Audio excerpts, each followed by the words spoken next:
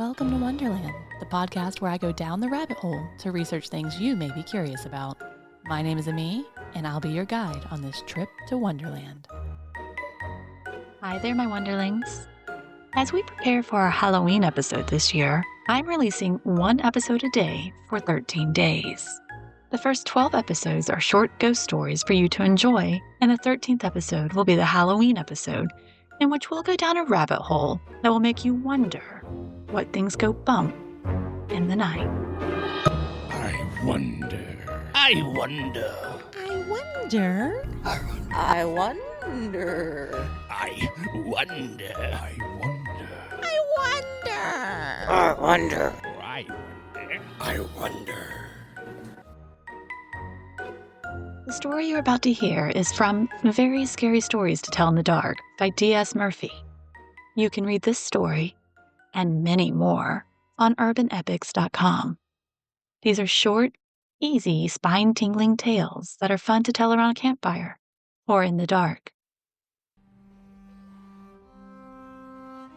The Whispering Violin.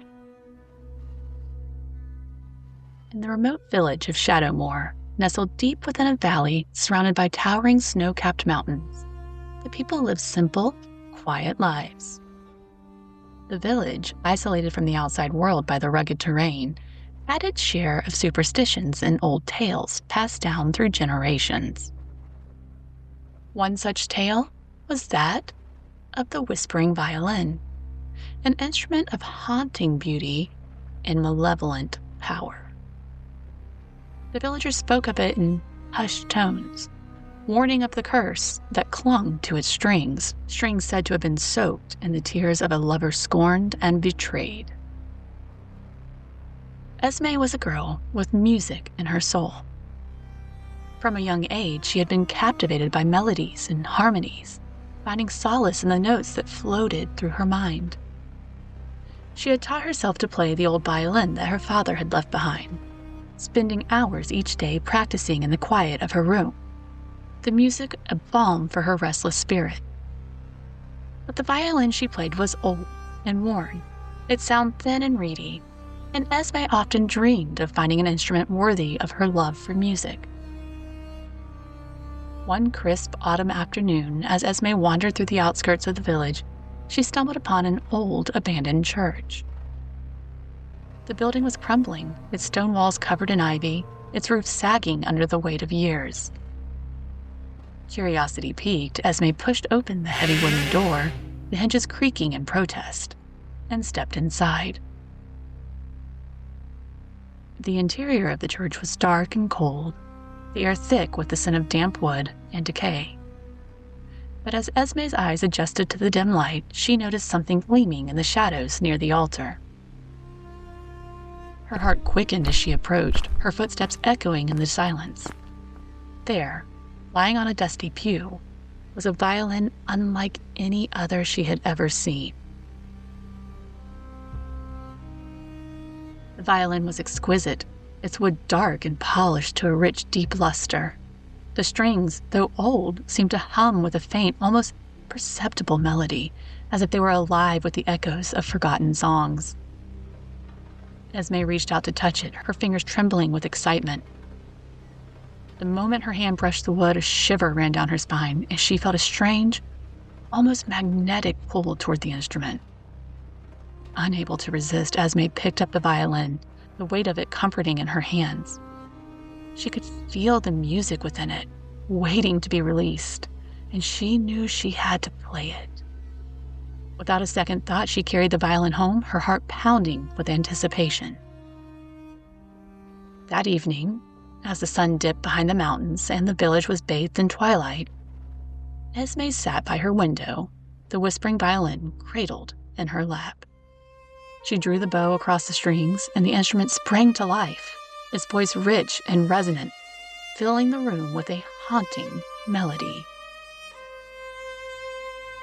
The music was unlike anything Esme had ever played before, each note infused with a depth of emotion that seemed to reach into her very soul. As Esme played, she began to notice something strange.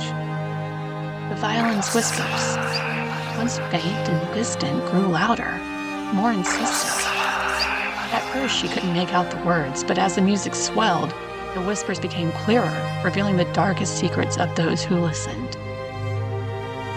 The villagers, drawn by the sound of the violin, gathered outside Esme's window, their faces pale in the fading light. They stood in silence, mesmerized by the music, unaware of the danger that lurked within the notes. But as the whispers grew louder, the atmosphere in the village began to change. The violin spoke of hidden affairs, of lies and betrayals, of long-buried grudges and unspoken resentments. The secrets were twisted and cruel, turning friends against each other, lovers into enemies. The villagers, their minds filled with venomous whispers, began to argue and fight, the bonds that held them together unraveling before Esme's eyes. Esme watched in horror as the village descended into chaos, the music still flowing from her fingers even as she tried to stop. The violin had taken hold of her, its whispers filling her mind, drowning out her own thoughts. She tried to put the instrument down, but it was as if her hands were no longer her own, the bow moving across the strings with a life of its own. The violin's voice grew darker, more malevolent, and Esme felt a cold dread settle over her. The whispers told her of the violin's origin, the tale of a lover betrayed, the heart broken beyond repair. The violin had been cursed by the scorned lover, its strings soaked in the tears of the broken-hearted.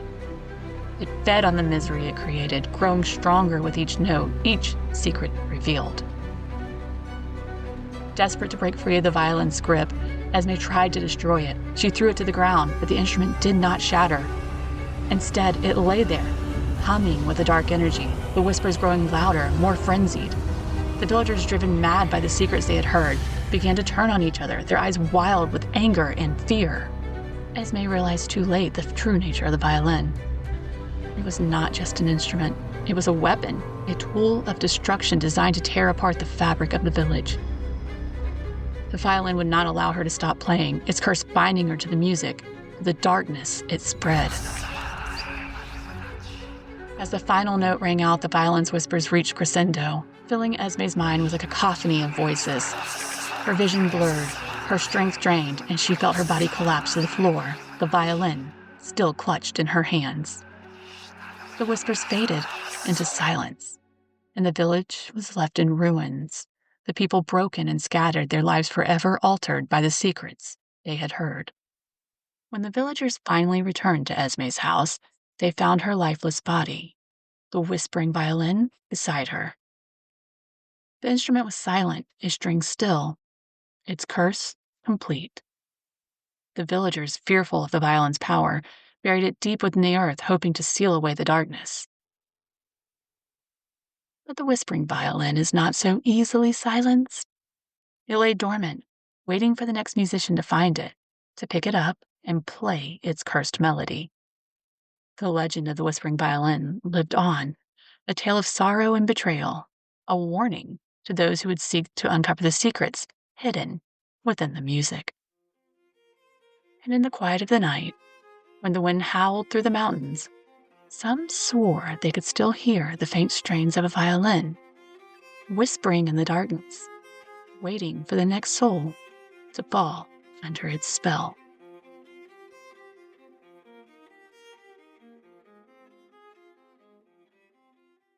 The preceding podcast is solely owned by its host or hosts and is distributed by Big Media LLC. Copyright 2025, all rights reserved.